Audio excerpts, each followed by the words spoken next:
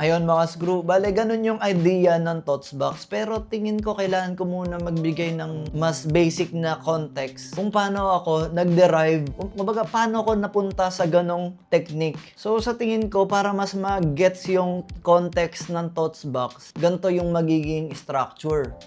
Fundamentals, dollar cost averaging, technicals, Darvas box, tapos Tots box.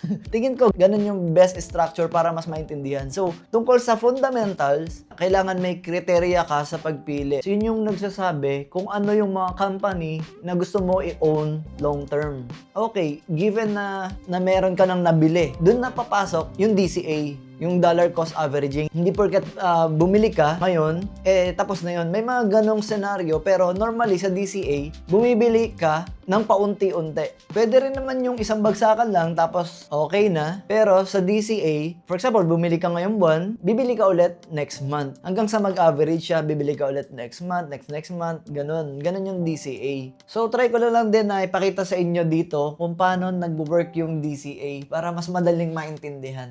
Okay, ang pinag-uusapan natin ngayon, kunwari, Nvidia. Ayan. For example, dito ako bumili ng Nvidia noong April 17. Ito, April 17 or 16. Ayan. For example, bumili ka ng 10 shares ng Nvidia sa halagang 100 USD. So, ito yung 100 USD. Dito ka nakabili sa point na to ng chart. So, magkano yan? So, ang binayaran mo dyan ay 1,000 USD. So, after ilang buwan, bumili ka ulit. So, for example, bumili ka naman sa halagang 200 na. Dito ka nakabili sa Tuktok.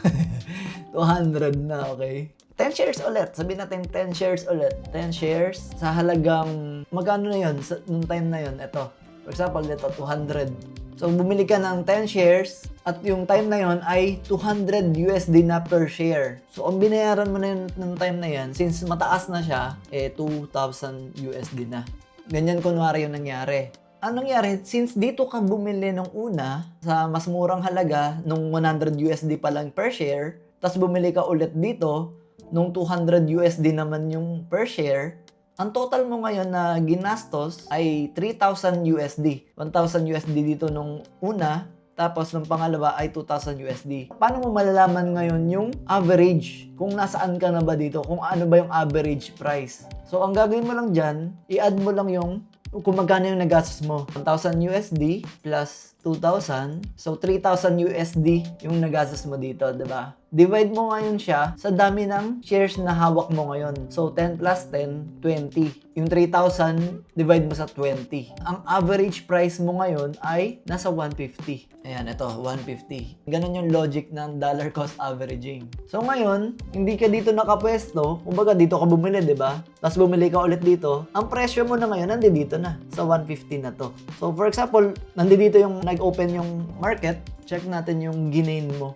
So, ang ginain mo na ngayon, for example, dito mag-open yung pre-market open, ito, 45%. Hindi ka manggagaling dito. So, 100% sana kung nandito. Since nag-average ka na, dito ka na manggagaling kung ano yung average mo sa 150. So, ayun, medyo may idea na tayo sa fundamentals, medyo may idea na tayo sa dollar cost averaging. Ang next na share ko naman siguro sa inyo ay technicals. So, baka may magtanong sa inyo, kung fundamentals ang basihan ko, bakit kailangan pa rin ng chart? So, ang nangyari kasi, parang pinaghalo ko siya.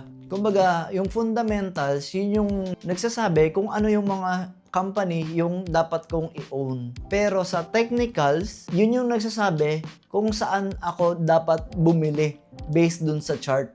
Kumbaga, yun yung nakakapagpa-decide sa akin kung saan mismo ako mag-a-average dun sa chart. So, ayun, siguro next video ko na lang sasabihin sa inyo, i-share sa inyo kung paano yung technicals, kung paano yung Darvas box, at paano ako nag-come up sa Tots box. Pero ayun mga screw, kung meron kayong halimbawa mga tanong tungkol sa mga topic na yan, for example, hindi nyo pa alam kung paano magbasa ng mga candle, kung paano magbasa ng mga chart, fundamentals, ayun, willing din ako i-share yan sa inyo para mas maintindihan nyo kung paano gumagana lahat ng yun. Kumbaga, willing rin akong makapag-share ng idea kahit konti. Yun lang mga screw.